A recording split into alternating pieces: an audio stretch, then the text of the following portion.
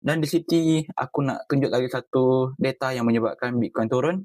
Di sini disebabkan inflation naik dan peperangan yang berlaku, dan lagi satu yang berlaku adalah AI punya era, yang di mana AI sekarang telah pun mengambil alih pekerjaan orang-orang yang di dunia ini, dan juga ini menyebabkan produktiviti manusia terganggu.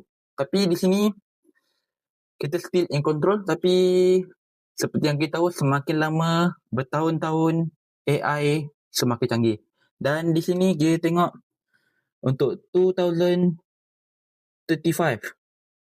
GDP dia 1.5 dan 3% nearly by 2055 dan juga seterusnya.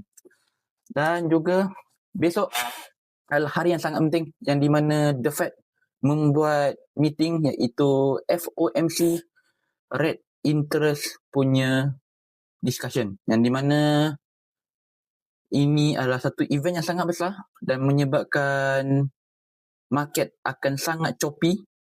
Dia akan naik ke atas, turun ke bawah dan sangat volatile. Jadi sebagai orang yang bermain di financial market dan korang juga, perlulah waspada dengan setiap info ataupun keadaan yang akan berlaku. Dan di sini aku trading di spot market. Aku telah pun memasang sell dari semalam. Nampak di sini bearish candle sangat besar dan ianya telah pun menembus trendline yang bawah. Jadi untuk aku punya percentage yang kemungkinan result yang akan jadi oleh The Fed yang akan buat adalah kemungkinan 85% The Fed akan mengekalkan diorang punya interest rate yang itu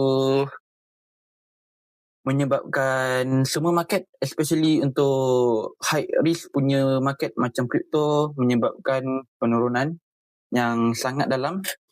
Dan kenapa aku boleh cakap aku ada perasaan ataupun persentase yang tinggi?